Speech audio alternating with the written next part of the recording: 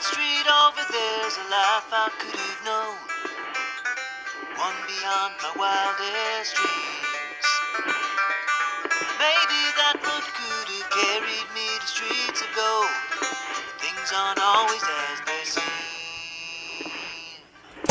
Looking back on all the chances that I missed, some I held, some slipped away. One street over where my memories exist, I wondered what would change, I really couldn't say. In this life there's nothing certain, except the curtain that rises to the stage. Silly games of second guessing, I just forget the lessons that I couldn't learn. Because one street over there's a life I could have known, that would have kept me from the one I had today.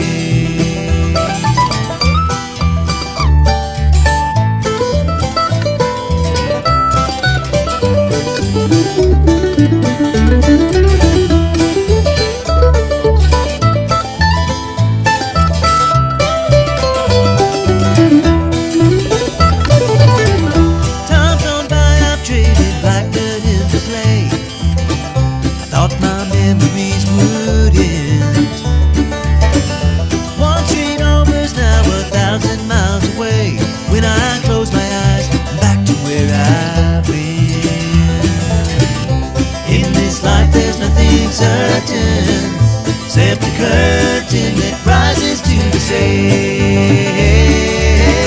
Silly games of second guessing, I just forget the lessons that I couldn't learn. Because one street over there's a life I could have known, that would have kept me from the one I had today. Oh, and good morning, Robertson County. How are you doing? Good morning, good morning, good morning, good morning. Let's see if I can get them to stop singing here. Love listening to my Ridgetop Ramblers, but it's time for us to talk. Getting on with our morning. It's Monday morning. I hope you had a great weekend. I hope you didn't forget to spring forward and get everything done that you needed to get done to get used to having longer days. I'm so excited. I'm so excited that we're going to have longer days now, and we'll get to get home and get something done. The sun's going to still be shining. Just got to get up and, get going in the dark right now, but that's okay. But this is 1100 WSGI, and I am U-Turn Laverne. This is a little thing we call One Street Over, and this is the Monday. This is our third Monday. This is the day that we try to talk to our law enforcement around town, including our wildlife resource officer, Kaleb Stratton. Are you with me, sir? Can you hear me? I'm here. Oh, I love it when something works.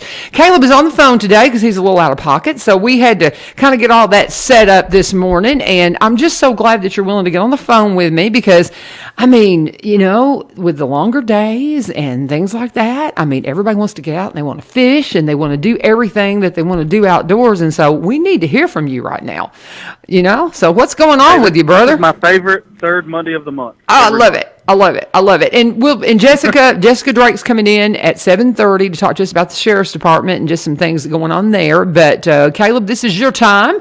So as we kind of anticipate getting ready for spring, because we've not hit the first day of spring yet, but everybody's wanting to get out. So what would be your top advice for people as they're listening this morning before they head to the great outdoors? The same with anything, I guess. Just be careful and make a plan. Yeah. Let people know where you're going, what you're doing. Yeah. With the agency right now, we've got our new hunting and fishing license went on sale February 28th.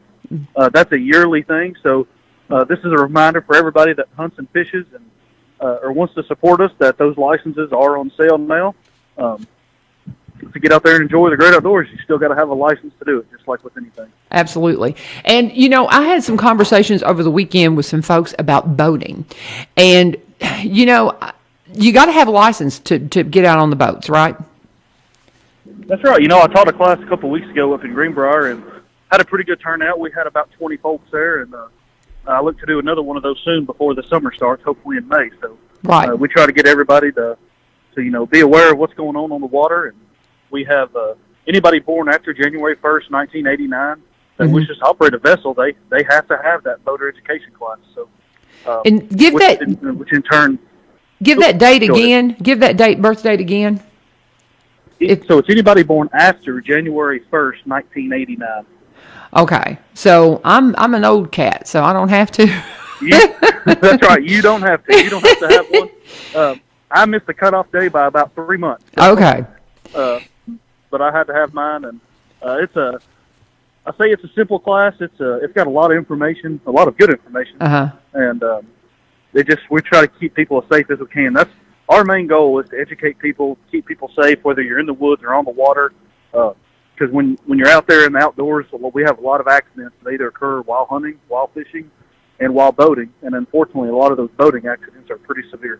Right. Well, and here's the thing. Even though I'm old enough that I am not required to get a license, would you advise me to get one anyway and to go through the training? Because I gotta be perfectly honest with you, I don't have a clue about driving a boat.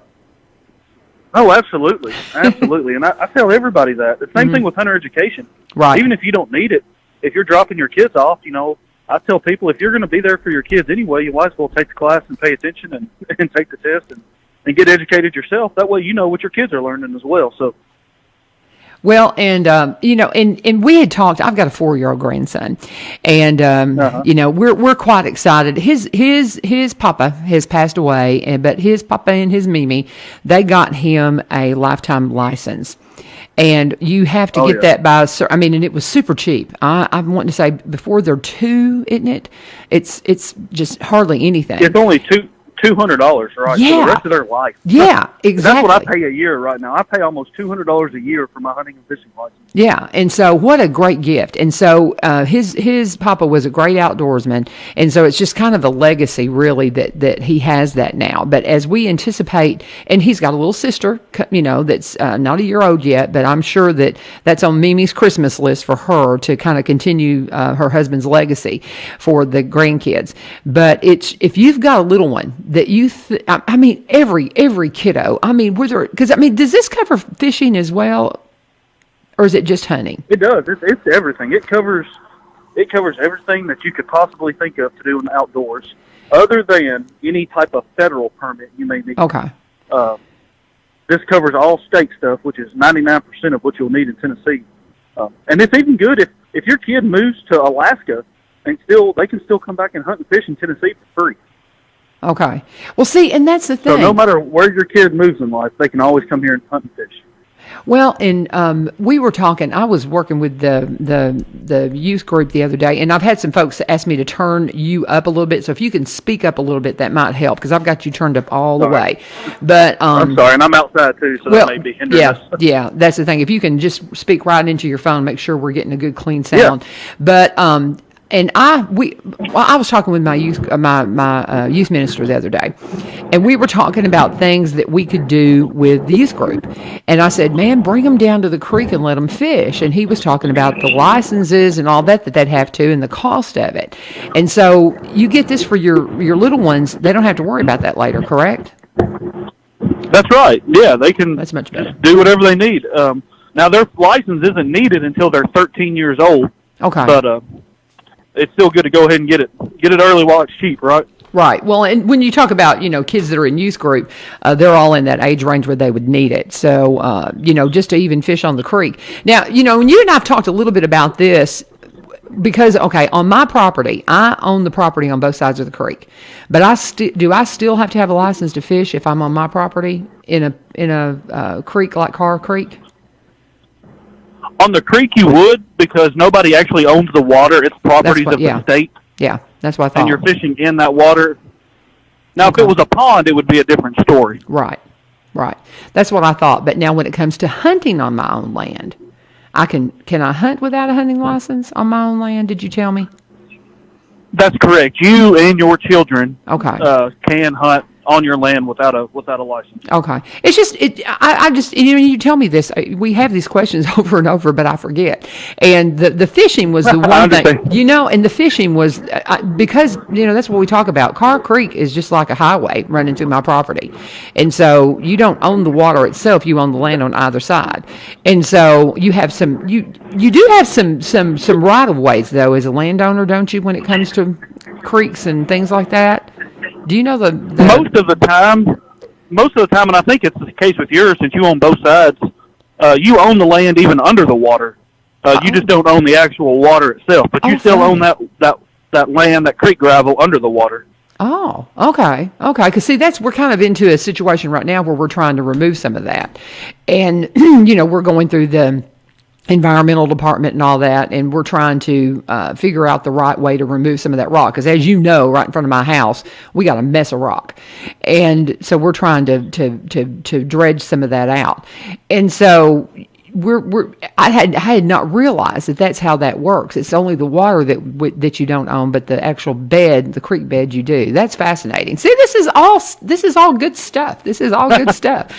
So, okay. And hey, go ahead. Well, just talking about that creek down there, we're going to do again this year. We are partnering up with the Historical Society and the Robertson County Museum. Okay. And we're going to do that Kids Day again down there. Ooh, I don't have a date set yet, but if people would look at the museum, the Robertson County Museum's Facebook page. Okay. They're going to have some stuff on there talking about that in the future this summer. We're going to have a birding day as well, where we get out early one morning with a bunch of kids, and we're going to go out and listen to birds and learn what they sound like and what bird is what. So we've got a few events planned with the Historical Society and the museum that I'm really looking forward to this summer. Well, you can come to, that on my property where we've let it reforest, that is all. Most of the trees that are to the left of my house, it's a new forest, is everything that came up wild. Now there's a few trees in there that we planted. There's a couple of weeping willows and some things like that, but I mean maybe 5 or 6 trees that were actually planted. But when it comes to that forest, by large, it all just came up from seed. And you talk about some wildlife in there. It's fascinating. So that would be a really good woodland for you guys to come out and hang out in. Because, I mean, it's dense. And so, I mean, I'd be glad for you guys to come out and, do your little bird hunt through there. I think that would be fun. Because that way I can come too. Oh, yeah. I'll let you know. Like I said, we haven't set a date in stone yet, but I will definitely let you know. Okay, that sounds very good. I want to participate in that, so I'll get a hold of Danny and all of them, and we'll see if we can't definitely participate and help y'all out with that. Now, Paul Rainey is asking me about the free fishing day for kids. When is that? When is the free fishing day? Yeah, so Free Fishing Day is something we have every year. Right. It's the day where the whole public, anybody and their mother, can fish for free. Right. The only event we have in Robertson County where we actually put on, and I'm pretty sure we're doing it this year. We didn't get to do it last year because of COVID. Right. But we normally partner with the city of Springfield down at Travis Price Park. The TWRA, we stock that lake with fish every year, and that way we can allow the kids to come out there and fish. Okay. Now, the first part of that event isn't for adults; it's only for kids.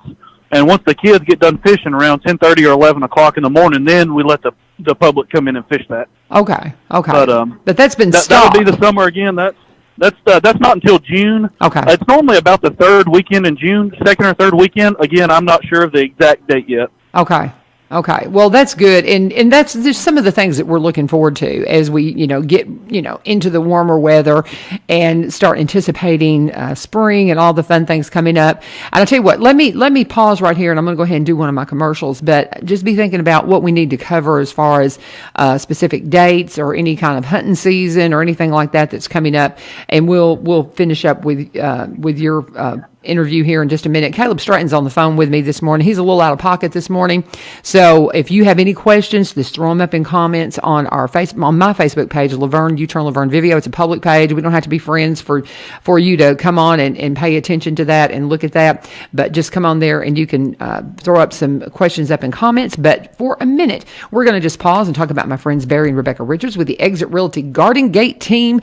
If you're in the real estate market, we can't say enough about Robertson County. It's just crazy hot market. I was in Kentucky yesterday, and that was the topic of conversation, is what a hot property just Tennessee in general is.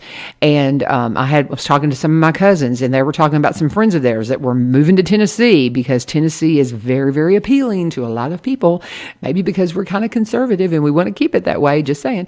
But people are coming here in droves.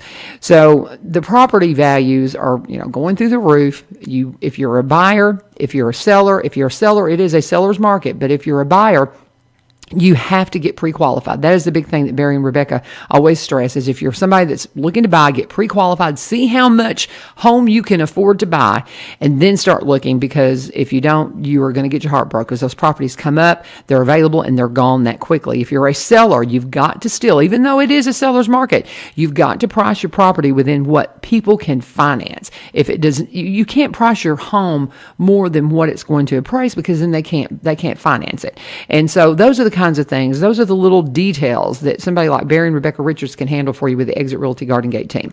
That Rebecca's been at it a long time, one of the first in the area to be a seniors real estate specialist. Barry, her husband, is a marketer. He's always helped her, but he went full-time with her a few years ago, and now they are just the perfect team for you when it comes to making sure you get the most eyes on your property when you're ready to sell. He is a licensed and insured drone pilot, does a 360-degree virtual reality home tour.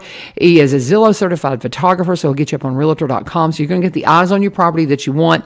And she knows all of the ins and outs of the legal issues that have to be taken care of when it comes to buying and selling property. They, of course, specialize in Robertson County, but they buy and sell in the surrounding counties across the state line up in Kentucky. And if you want to see their listings, all you have to do is go to BuyRobertsonCounty.com to find all their listings, and you can connect with them at sellwithbecky.com. Again, that's BuyRobertsonCounty.com or sellwithbecky.com, and always tell them that U-Turn sent you. And thank them for sponsoring One Street Over. Kaleb Stratton is our guest. He is our wildlife resource officer. He is on the phone today, and we're just so glad everything's working.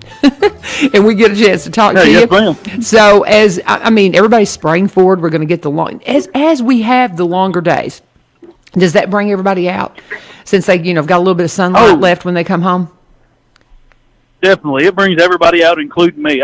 This may sound silly, but I was so excited to be able to work last night just to get out and stay out a little while. Yeah, me too. But like you said, I mean, with spring coming, the spring hunting seasons are coming. We've got one of our biggest hunting seasons all years is spring turkey season. People get really fired up about that. The spring juvenile hunt, so anybody for juveniles is coming up March 27th and 28th. That's obviously for juveniles only. Anytime we have a hunting season open, Laverne, we always give the juveniles their first chance. Anytime we have a hunting season, the juveniles, the kids, get their chance to hunt first before anybody else. Is that under 18? So, is that 18 and under? It's actually 16. 16 and under. Okay, so right. 16 and under. You can go out on the juvenile hunt. And how long did you say those last? The turkey hunt? So it's just normally the weekend before. So this one, the spring turkey hunt, will be Saturday the 27th of March and Sunday the 28th. Okay. Again, we'd like to give the kids the first opportunity to get out there and try to get them a big bird. And there's a bunch of them the following weekend. Oh gosh, yes. Mm-hmm. And that's what I'll get into that in a second also. But the very following weekend, April 3rd, that'll be when the statewide season opens for everybody to hunt. So March 27th, sorry, there's a helicopter flying over. March 27th is the juvenile hunt, and Saturday, April 3rd, is when it would open up statewide. How long does it last once it opens up, spring turkey season? Oh, goodness, I'll have to go back and look. It goes through just about the end of May. Okay. And do we have another one then? It's about 2 months. So, because that's, we've talked a lot about how that you would think turkey season would kind of, be in conjunction with Thanksgiving, but you have to hunt whenever they're not nesting, because you don't want to, kill a bird that's got eggs and babies, right? Right, and so the way we do that with turkeys also, because they'll start nesting while we're hunting them. Okay. We're hunting them during their mating season. Gotcha. But to kill a turkey in Tennessee, it has to be a bearded turkey, and most of the time a bearded turkey. So it's a turkey that has a beard coming off. It looks like a big long beard that comes out of his chest. You have to kill those, and those are normally the males. Okay. So sometimes the females do have one, but it is rare. Okay. But most of and that way we're not shooting all the females. We're just shooting the males. Gotcha. Well, and they're everywhere. I've had them all over my yard. And you can throw it in the freezer and save it for Thanksgiving, right? Exactly. And we're talking about how many turkeys there are. You may have seen this on Facebook, on our Facebook page.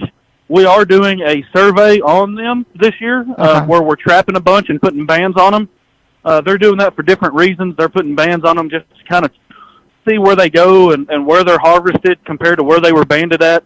So we are asking anybody that does kill a turkey this year that has a band on it to call the number on the band and report it to us so we know where it was harvested at. Oh, cool. Okay. And if you want to come and tag some down in my yard, come on.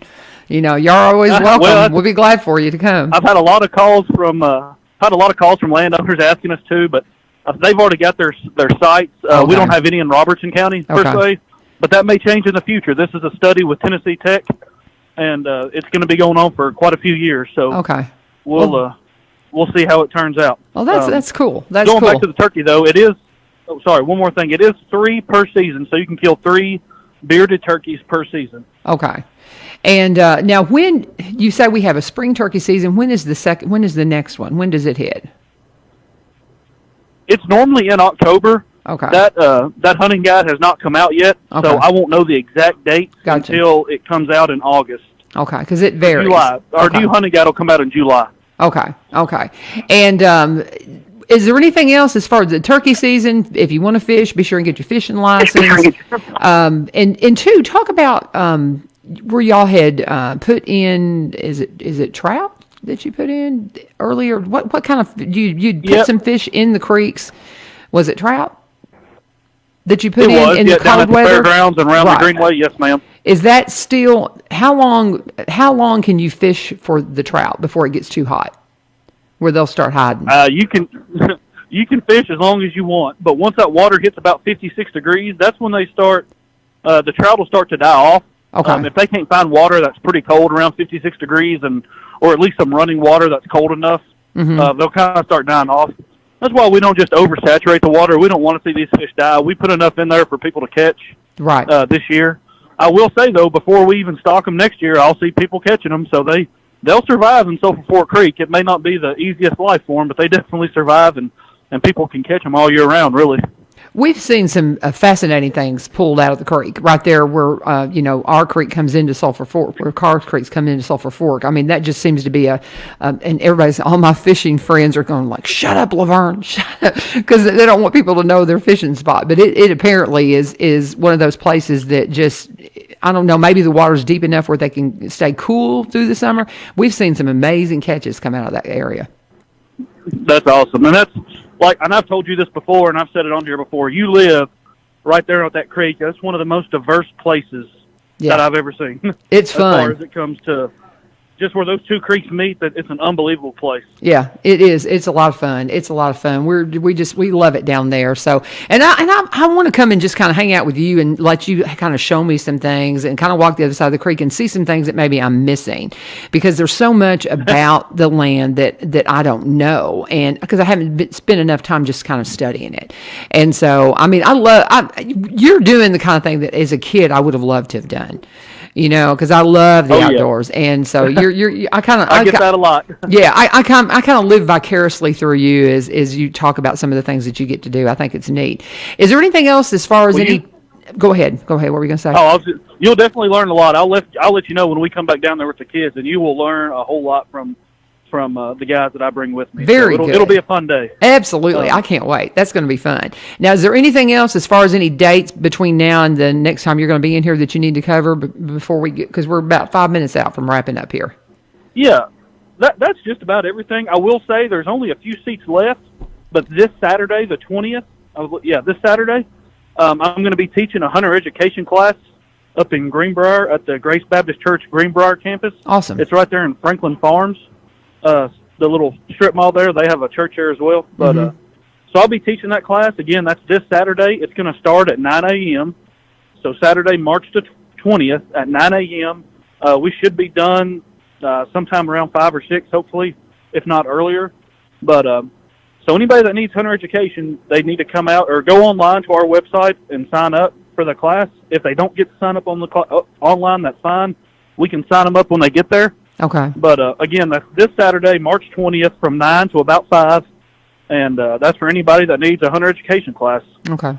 We don't teach people how to hunt in those classes per se. We teach people how to be safe with firearms. I gotcha.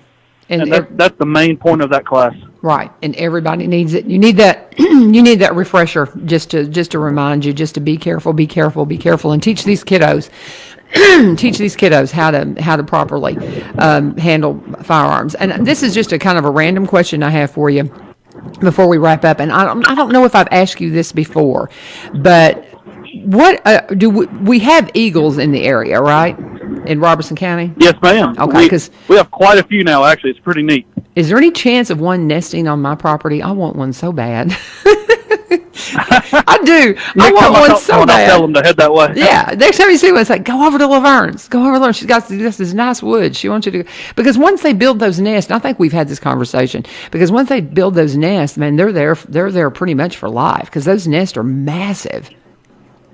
That's correct. Normally the tree will die before the eagle will leave. Wow. That's crazy. But neat. Yeah, I know of one nest in the county that I won't say publicly because I want to keep it kind of not a secret, but the less people we have going over there messing with them, the better chance we have of them staying. Yeah. But there's no doubt in my mind that we have multiple nests in the county, because I believe we have at least 3 to 4 mating pairs of bald eagles in the county. So cool. Well, my husband the other day, he goes, "Is that an eagle?" And I'm like, "No, that's a buzzard, babe." But because just from a distance, this is one of those things. It's from a distance, and the way it was soaring, I'm like, "Yeah, no, that ain't an eagle." But because I grew up near land between the lakes, and so I've seen them a little more than a lot of the folks around here, because they're a little more populated up in that area, of course. And so, but we're just so hopeful, because we would love to have a nesting pair of eagles on our place. But who wouldn't? I mean, that would be so cool. But they're gonna, as they multiply, they're gonna be looking for places to settle. Because how much, like, if you have a pair that nests somewhere, how far away would it be another pair nest? Because they don't hang out in the same area, right? Because they don't like neighbors. They don't like neighbors, right? Right. They're pretty territorial animals. Yeah, that's what I meant. They'll fight each other. Yeah. So. But it's not uncommon to see one 5 or 10 miles apart. So, okay. We could essentially have probably 3 or 4 in the county if we needed them, or if we had them. Yeah. But that's cool. And still be spread out far enough. Well, that's fascinating to me. But anyway, my husband thought he had an eagle the other day, and I was like, yeah, no, I don't think so. But anyway, if you ever see anything near our property, be sure and give me a heads up. And we're going to look forward to the kiddos coming out too. And I'll get a hold of Danny, and we'll figure that out, because I would love for you guys to. That new woodland is just fascinating to me, just to see what God just brought up, and to see how things just go to seed and see what can happen over just a few years. So it'll be a lot of fun. Sounds good, Kaleb. Anything else you need to cover before we wrap up? I think that's it. Like I said, there's only about 6 or 7 spots remaining this weekend. Okay. For the Hunter Ed class, but tnwildlife.org is our website. Again, That's tnwildlife.org. Click on Hunter Education and sign up for the class if y'all want it. And we'll go from there. So anyway, I appreciate you having me on the phone this morning. Absolutely. And I'll look forward to seeing you in studio next month. But you take care, and just keep us posted on everything that's going on. Okay, my friend? I'll do it. See you later. Sounds good. Thank you, Kaleb. Thank you so much. And that was Kaleb Stratton with our wildlife resource officer. Always fun to talk to him. Just a lot of fun chit-chatting with him. But we are going to be talking to Jessica Drake. She can come on in here and get seated while I take a second to talk to you about my friends over at Corbin Creek Greenhouse, Gifts, Nursery, and Gardening Center. I was home this weekend, and so anytime I'm home, I talk to people. It just seems like everybody wants to know about this CBD. They're like, "So you use CBD?" And I'm like, "Yeah." And I was skeptical. I was one of those folks that just really, I say snake oil because I really thought that's what it was. I didn't trust it. I thought it was one of those network marketing things, and I wasn't interested in trying it until my doctor said, "You might really want to try this because your arthritis is so bad." And I'm stunned. I'm absolutely stunned at the difference that it has made. That's one of the reasons I want Kaleb to kind of come out and walk around the property with me, because there's natural remedies in the land that are fascinating to me. And hemp is, one of them. Bill started growing the plants, and Amy and Miss Jane said, "What can we do with this?" They started making the little topical salves that they make right there in the house. And then they started branching out and getting the oil processed at one of the Labs up in the Ashland City area, I believe.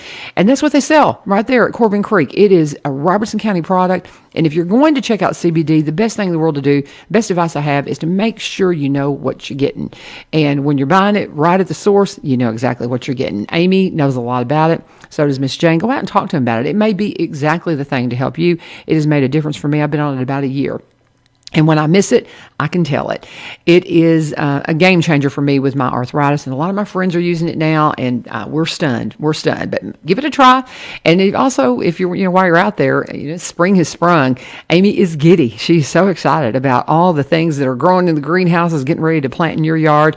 Whether you've got a spot in your yard that you just can't get anything to grow, and you want to go talk to Amy about it and say, "Hey, what's going on here?" She can help you and guide you and get you on track with whatever you need. In your landscape or in your garden, they've got great bedding plants that are going to be ready to go in your garden very, very soon. Don't want to get too anxious about getting them in the ground because they're saying we could hit 32 again this weekend, so we can definitely still get some freezes all the way up until about mid-April. So if you're going to plant it, you got to be ready to cover it and be ready to give it a little bit of extra care until we get through some of this kind of iffy, off and on cold weather that we're going to have for the next month. But spring has sprung almost, and we are getting ready, and Amy is ready to see you out at Corbin Creek Greenhouse Gifts Nursery and Gardening Center. They are open right now Monday through Saturday, 9 to 5. Sunday they're open 1 to 4-ish. She'll extend those hours as they get warmer, and the days, of course, are now longer. You can call them and talk to them about exactly what you need. 615-384-3185, 615-384-3185. They're at 4920 Highway 161. And anytime you get by there, we always want you to be sure and let them know that U-Turn sent you, and thank them for sponsoring our little thing we call One Street Over. Miss Jessica, how are you doing? Good morning. I'm doing well. Let's see. Talk right into that microphone. Let's make sure everything's working right. Is that working? Yep, you're right. Good. You're good. And every time I come in, they're working on this place all the time. And I called Kaleb was on the phone, so the phone number had changed. The phone is on a different place on the board. I'm like, okay, we can figure this out. It's good, and it worked. It sounded great. So, how are you doing this morning? I'm doing well. I'm making it. Yeah, I'm making it. Time change. Didn't you enjoy having a little bit of sunlight last night? I did. Oh, yes, I love it. That was good. I love the longer But waking days. up this morning when it was dark. Yeah. That's Not so much. The only thing is, the way I have to drive in, I'm looking straight into the sun, and it just blinding. And so it's nice to drive in and be able to see where I'm going. Yeah, that is true. I do have the road that I live on. It's just when I have to come over to the station, and really, whether I leave within about a 30-minute window, I'm looking straight into that blinding sun, which is beautiful, but it's just a little hard to see sometimes. But anyway, so what's going on with the sheriff's office? I know it's spring break, so It is spring break.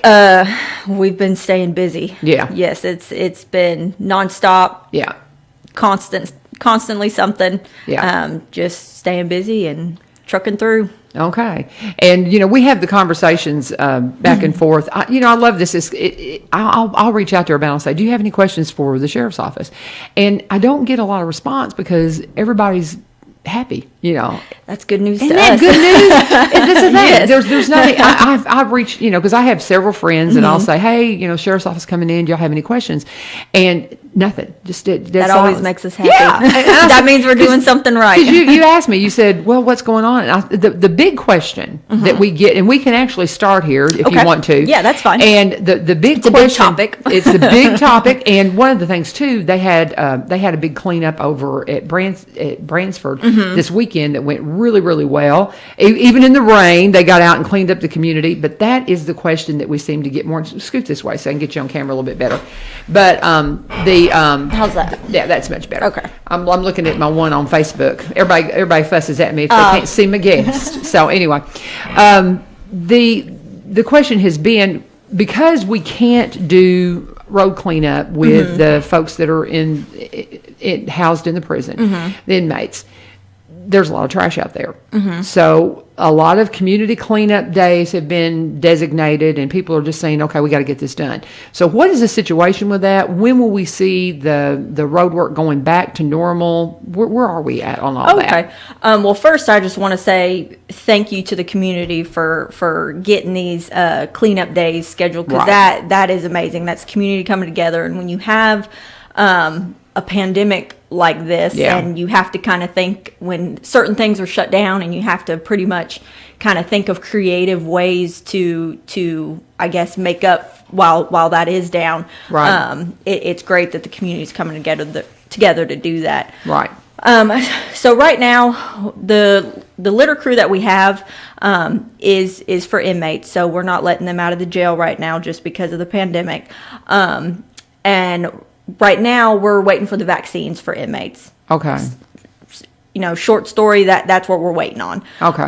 Hopefully within the next month. I mean, we've been ready for the whole year. Like Right. we did not want to stop, but of course, remember, we're responsible for the health, safety, and well-being Yeah. of 400 to 500 people. Yeah. So we have to think about that first. Right. And so hopefully the vaccines that are rolling out, so we're just waiting for them to be available for the inmates, hopefully within the next couple months. I'm not sure if the public really knows what kind of process we go through to keep the COVID out of the jail. But basically what it is we have a quarantine process when anyone comes into the jail, to where before they go to any kind of general population, to ensure that if someone is positive for COVID, they are quarantined at a separate area so it doesn't spread to the rest of the jail. So we have those areas available, but that's for the ones coming in who have been arrested, detained, that kind of thing. So for the trustees who would have to go out into the public and would obviously be around the public, Right. Landfill with the public, so they're going to be in the public and brought back into the facility. We don't have an area right now where we could properly keep them away from general population so they could go out into the public without being vaccinated right now. Okay. So that's where that's coming from. We have gotten questions before of why we're not doing it. Restrictions are being lifted, and we just want to remind everybody that restrictions for the public may be lifted, and and everything like that. You can go to Walmart, you can go to the store, that's your choice. You can wear your mask, not wear your mask, that kind of thing. Restrictions for agencies, entities that are responsible for other people's well-being, health, and safety, our restrictions are still the same right now.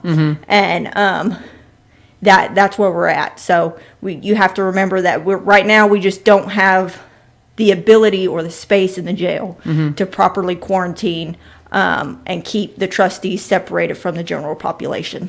Well, and you think about what a difficult job that is, because now you said the word trustee. Trustee are the ones that are able to go out and do Yes. work. Is that the definition? Yes, Okay. that's what that. So they're an inmate, and trustee is basically where they work to reduce their sentence. The charges that they have allow them to be able to work in order to get good time and all this kind of stuff. Right.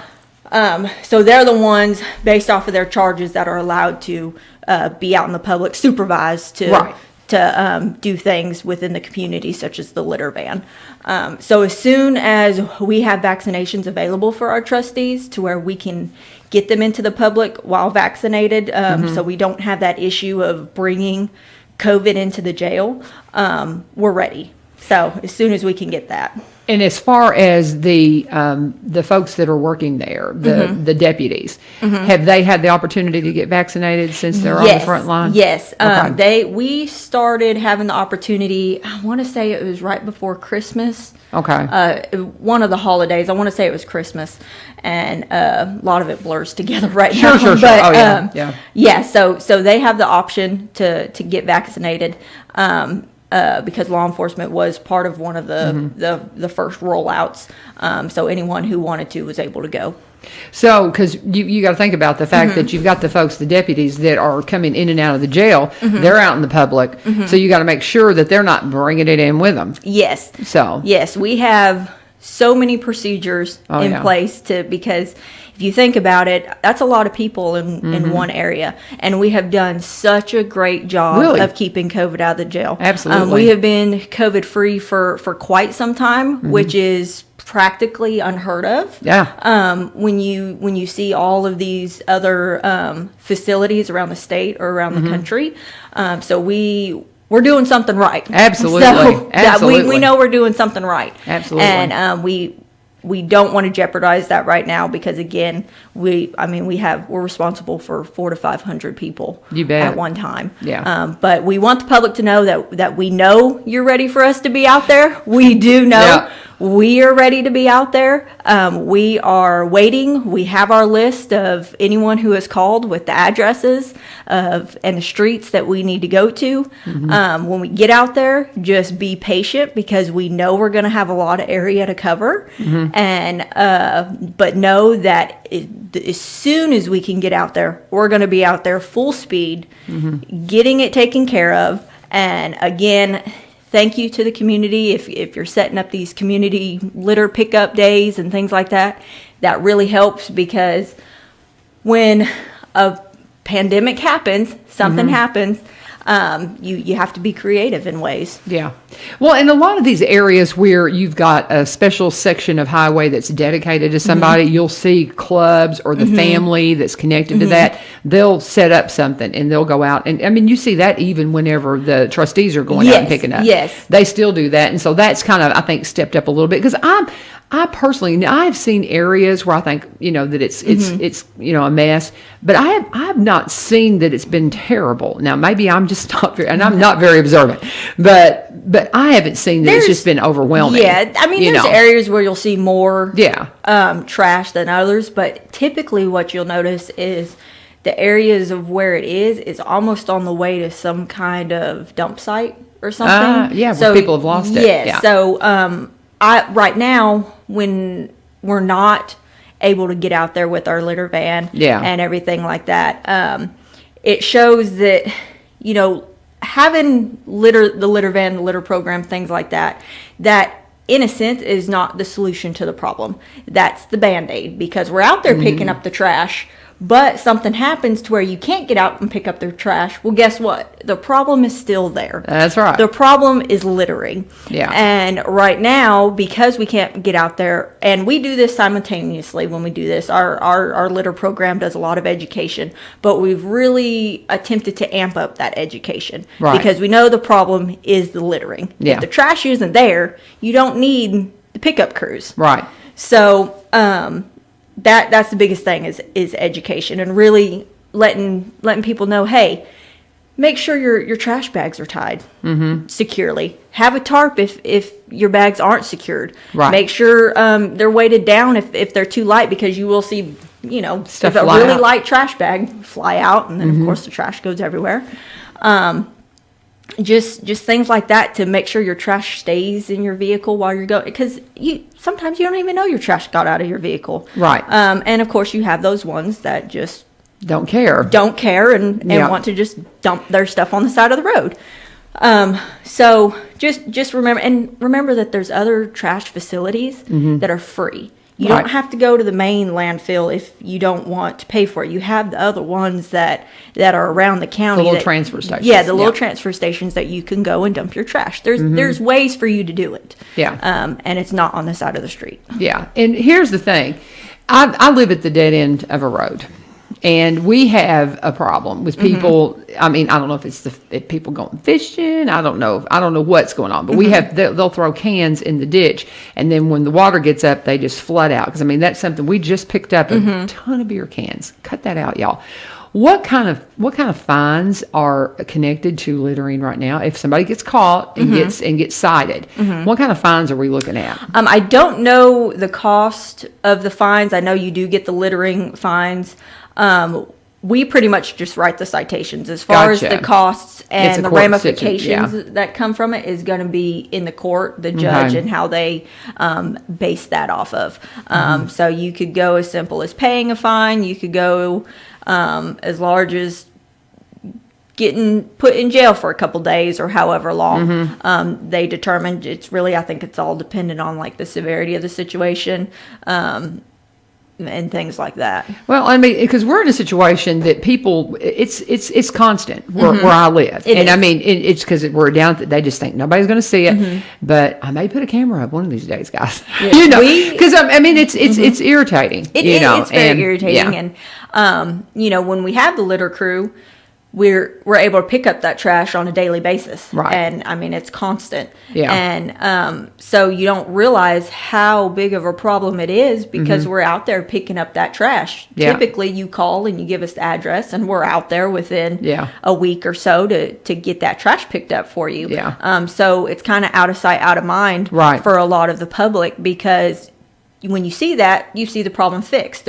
You see the trash, you call, the trash comes picked up, and the problem's gone. Right. The problem's not gone. Yeah. We throw tons of trash away when our litter program is in full stream. Right. So the problem is there. It's there, and it's really just educating to get people to understand that do what you can to not have your trash on the side of the road. Yeah, we need to revise we need to revive the ad with the Native American gentleman, watching the you remember those commercials? You're way too young for that. Yeah, I don't know. You know what I'm talking about? There's a commercial from I guess I don't remember when, but it's when I was younger, and I'm 58, so yeah, you're way too young. But there's a beautiful commercial of this Native American guy and the tears rolling down his face. I'm just saying, but people my age know exactly what I'm talking about. It's effective. It's an effective commercial. But anyway, I digress. I'm going to have to do a commercial. We've talked way too long probably about that, and you've got some things you need to cover, but it's a big deal. And a lot of people want to know about the trash situation. But that's the only question. That's the only question I've gotten from people is about the trash situation. So, but Jessica Drake with the Sheriff's Office is here with me today to talk about everything. If you have any questions for her, you can throw them up in the comments on Facebook. But we do need to pause for a minute and talk about our third sponsor of the morning. We have several folks that make this show possible, and Ricelman Buick GMC. They are our newest sponsor. They've been with us for about a month, and I love talking about them because I love my Yukon. Everybody knows that, and I love the pre-owned lot. I was talking with my cousins again this weekend, talking about how we like the cars with the bells and whistles on them. I love having an older car that has heated seats and all those fun little features. I love a sunroof, a moonroof, and on the new lot I can't really afford that. That's not in my budget, but when it comes to pre-owned, I can. So if you're somebody like that and you think, man, I would like to have that luxury, go check out the pre-owned lot, the certified pre-owned lot. They've got certified pre-owned vehicles that go through a multi-point inspection to make sure they're exactly what you need. Sometimes they get pre-owned vehicles in that have still have some of the factory warranty on them, low miles to where they still have some factory warranty. So you might be surprised. You might be able to afford something with all the bells and whistles, but maybe you're somebody that likes to buy new and you know exactly what you want. You want the seats this color, you want the outside this color, you want this feature, this feature, this feature, and you're looking through the new lots and you're not finding it. Todd says, come in and order it.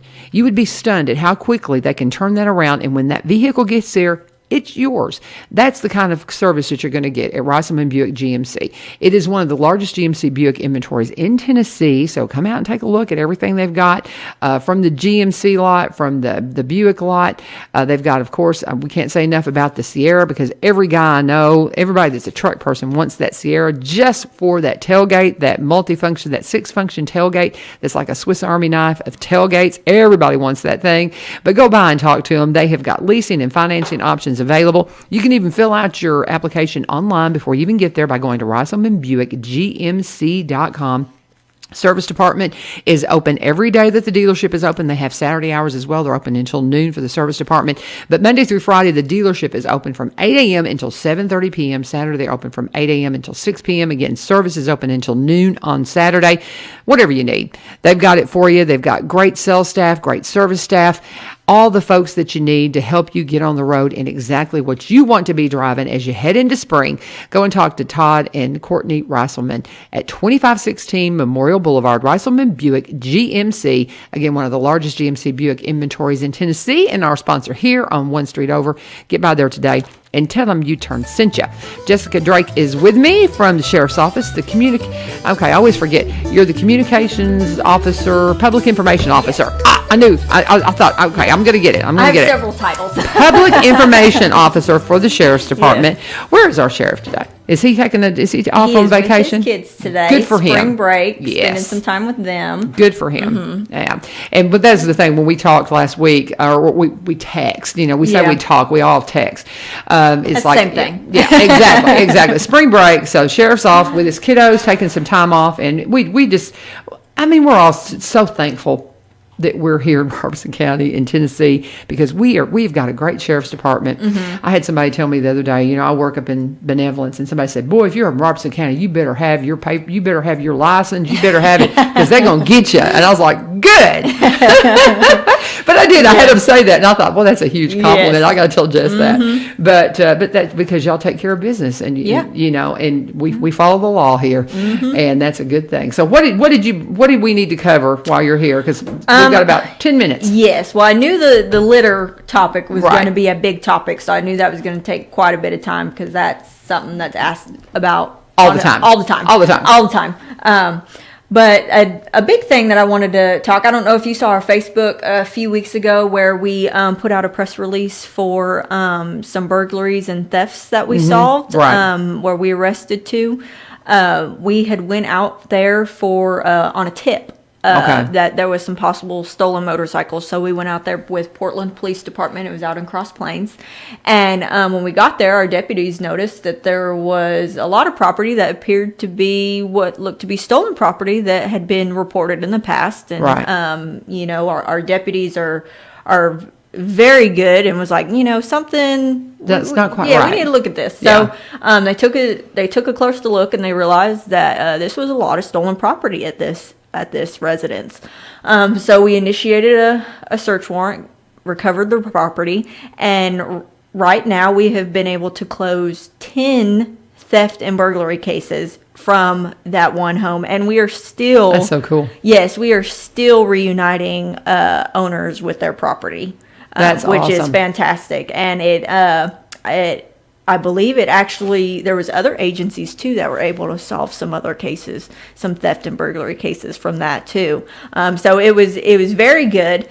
We were very excited, because that's a lot of people that were able to get their property back. And you know that people work hard for their stuff. You bet. They work hard, and so it's always a great feeling to be able to give the rightful owners their property back, and know that this came from a tip.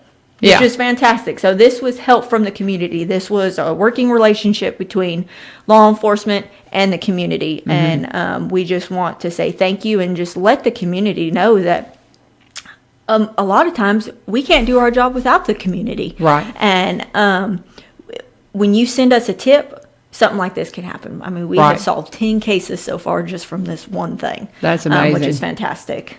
And got apparently some criminals off the street that were, you know. Yes. And I mean, and that's one thing too. When you have somebody that is a thief and multiple, you know, thefts, that starts adding up to some time. You know, it's one thing if they commit theft once, but when you do it again and again and again, and you have several counts, that's when you can actually put them behind bars, make them do some time to where they can actually possibly get some, you know, get rehab. There was quite a few charges from that. I would imagine. Quite a few. Yeah. But it was a really good day, knowing that we were able to reunite so many people with their stolen property, and the fact that other people from other counties were able to get reunited with their property. So that just tells you what kind of big scale that this can benefit. Right. And it all started with a tip, which is fantastic. So if you see something, say something. Can't say that enough, right? Yeah, we have so many different ways to submit a tip. Yeah. We have, number one, you can just call us. Yeah. Yep. You can just call us if you want to. Yep. Our app, which I'm always going to advertise. We advertise it on Facebook all the time. So download our app if you haven't, but you can submit a tip. Yes. You can submit a tip. You can check on all sorts of stuff that's going on with the detention facility, the jail, commend a deputy if you had a good experience with them, all employment, SOS program, anything that is really important. Pretty much what's all on our website, you can get straight on the app. Yeah, and too, you get those alerts. Whenever we had the flooding a couple of weeks ago, I was getting constant alerts. Yes, it gives out a lot of weather alerts, which is awesome. And that you need that, absolutely. And so I can't say enough about these apps that work very, very well. Just make sure you go to the Robertson County, Tennessee.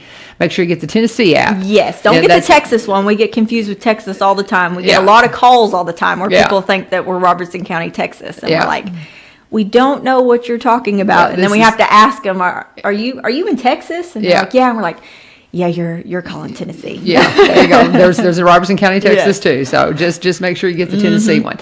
So I just think that's a great story. I'm so glad that you get to come in and tell us about that. That is so wonderful when you see it's like, yes, good guys got this one for sure. Yes. But so anything like that, guys, just pay attention to what's going on with the sheriff's department. That we have got a good one. We've got great law enforcement here. We are so blessed in this county, and we're blessed to have an amazing community too. Yeah, we really do. Yes, we have a great working relationship with our community, and that that makes everything work so well together. Absolutely, we can be the best that we can be. Obviously, with the support of the community, because morale is everything. And when we know we're out there and we know we're supported and our community loves us, it gives you that great feeling, and you're just like, yes, yeah, I can do this. So we've got about 5 minutes left. So what else have we got that we need to cover this month? Let's see. We have quite a few things. Just our normal programs. I do want to say that we are hiring still, so if anybody wants to join us, we have recently kind of changed our pay scale for anyone who comes in from the streets instead of just through promotion processes now. So corrections officers, everything's based off experience now. So if you have the experience, you can come in at a higher level now. Okay. So we are hiring for corrections and patrol deputies. So if you come in as a corrections officer, you can go start anywhere from $15.42 all the way up to, I want to say it's like $19.10 an hour. It just depends on how much experience you have. Patrol deputies is $16.65 to $20.46. Okay. So obviously based on experience as well. So we're a great sheriff's office to work for. We're a very family-oriented sheriff's office, and we put family first. And, absolutely. So if you're interested, just give us a call, and we'd love to go over and discuss everything of what we have to offer, and get you started with the employment process. About how many positions you have open right now, do you think? Right now we have, for corrections, we have 10 positions. Oh, wow. Yes. Yeah. And then... they're hiring, y'all. Yes. And then for patrol, we have, I believe, 1 position right now. Okay. Very good. Very good. And there's so many that have come in here. That's how they got started. They came in just right out of high school, went into the sheriff's. Was that your story? Did you tell me?